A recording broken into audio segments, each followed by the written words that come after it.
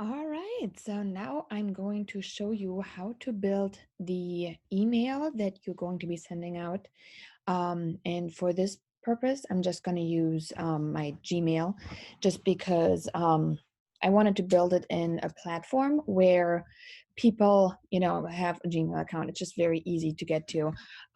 Personally, I do use MailChimp a lot for my course building or from email building because I can schedule my emails out in advance. But it's a paid provider, so as most of us, are starting out, sometimes a free version is just very attractive to many of us. So I wanted to make sure I hit the masses. I most likely will be putting up a MailChimp version as well, just so people that are having a provider that is more like drag and drop, they have a way to do that. And believe it or not, building something in a free provider like Gmail is actually a little harder than using something that is a drag and drop system. So let's get started on that. I'm going to move this one over here just so I can access my Gmail.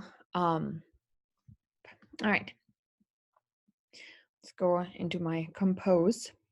And this one will go to your customers, which, obviously we don't have that. So when it comes to building this, Gmail itself does offer you a decent amount of tools. You want to start with a headline of some sort.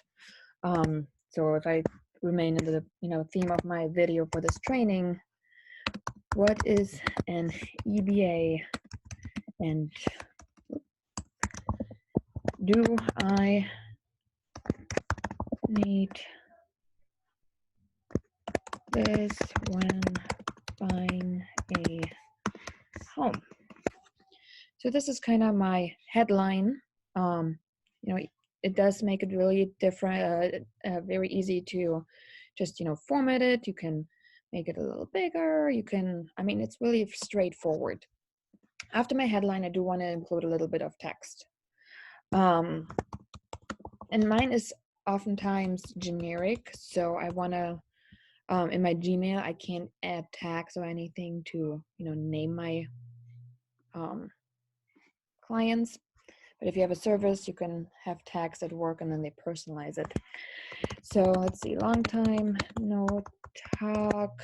It's always, if you haven't reached out in a while, start off by saying, I'm sorry I didn't reach out. It's always a good, suggestion to start now. So that's what we're going to do. Long time, no talk. I wanted to share with you my latest.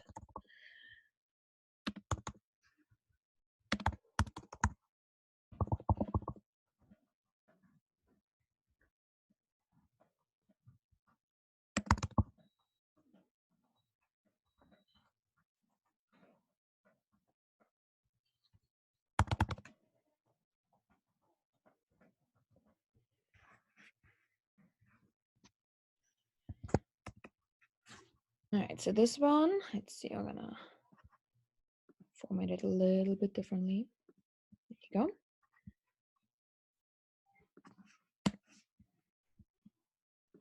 And use paragraphs, use spacing, just to make it visually a little bit more appealing on how the email looks. So we want to make sure, if you want to include a call to action here, something that prompts them to do something before they even get to the video part. Some of my hooks are 12 mistakes first-time home buyers make.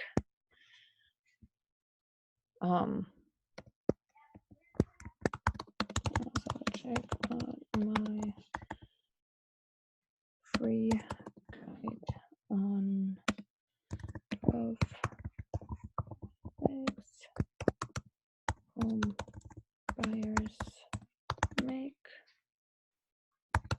when purchasing a home. So you want to enter, you need a link to it somewhere. So mine is on my Google Drive, so I'm going to have to enter that link in a little bit. I'm going to look for it. I'm not going to do that right now. So enter that link here. And then what we want to do is we want to make it a link. So this button right here will make this a link. Okay, so you can test the link, you can do that. I said I'm gonna have to look for mine, so I'm gonna have to enter that later. And from there, we wanna get into the video itself. Okay, so we wanna make sure that we provide an access right here that they can just click on. Click here to go to the video on YouTube. I do want to kind of say where it's at, just because YouTube has a huge credibility as on a platform. Again, in MailChimp itself, I use a button that says instant access. This way there's no,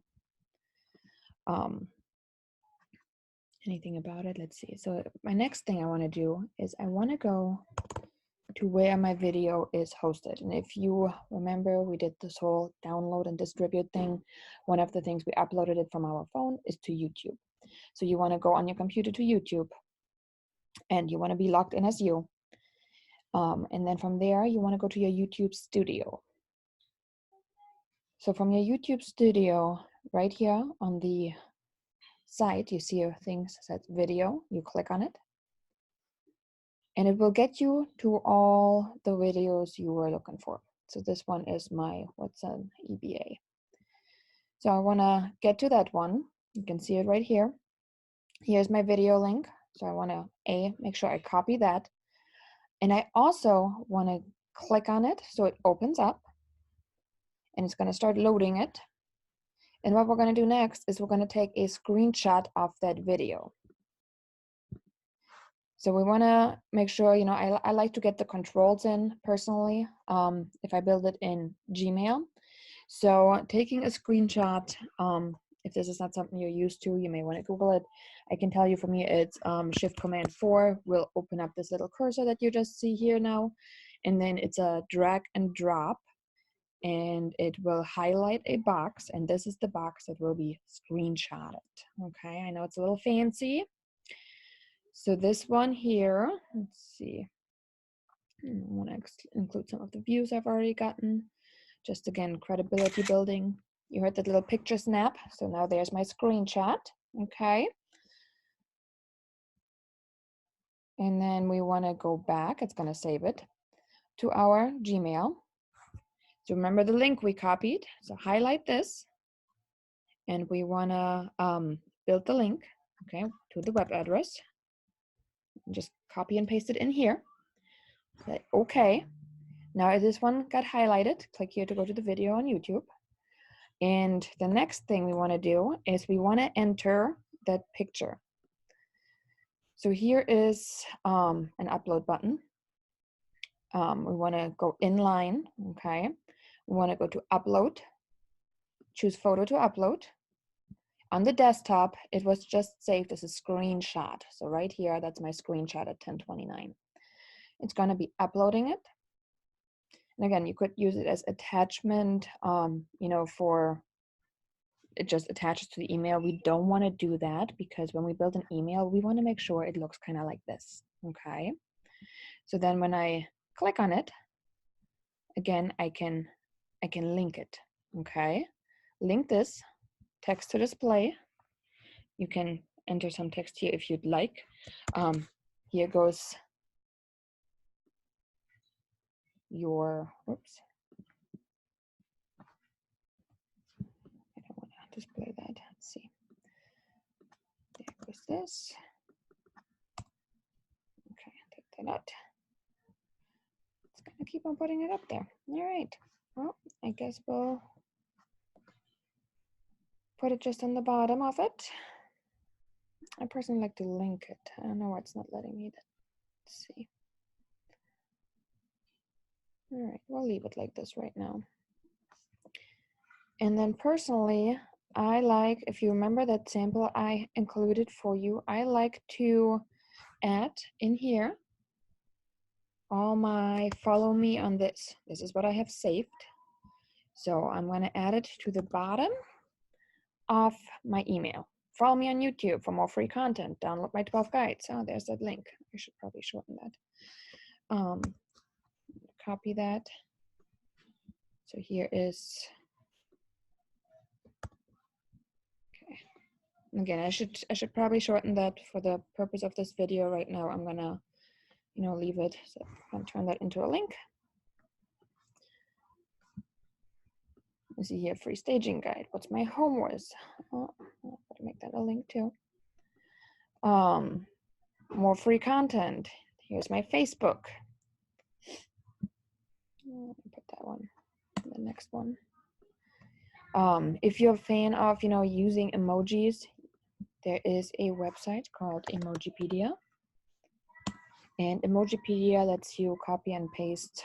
Let's see, I want to have a gem. I like the gems. So if you click on gem, just click copy. Now I've got copy to it. So if you are going here, you can just paste it in. Okay. So I mean, nothing fancy here, but it's gonna look very nice when the email goes out. There's my podcast. And like I said, don't feel like you have to start out with all of those. Just because, it takes a minute to build all of those. This is not how I started out when I first started sending. When I first started sending, a lot of them were compromised of a lot less text. But just be consistent, and if you add something new, add it to it. If you want to send this one in the line, what I like to put in here is also video. People are very engaged if they know, oh, it's a video, cool, let's do this. It kind of tells them about it before they open it. Going to your customer. So this one is a much nicer looking email than simply saying, check out my latest video and dropping in the link. Okay. So this way, there's my email signature on the bottom. This way you have everything you need in one email. It's visually appealing. It's also like showing your customers you are, doing your branding. You're right there, and everything is like top notch. So I hope that one helped. And I said I will see if I can get a MailChimp version up. That's a little bit easier to use. There's a free version of MailChimp too. I'm a highly big fan of MailChimp just because for the ease, and I can schedule it. But if you don't want to pay for it, if you want to use a Gmail account, for example, or any other provider, it's pretty much the same, straightforward. So I hope it helped, and then we will continue with our next step shortly.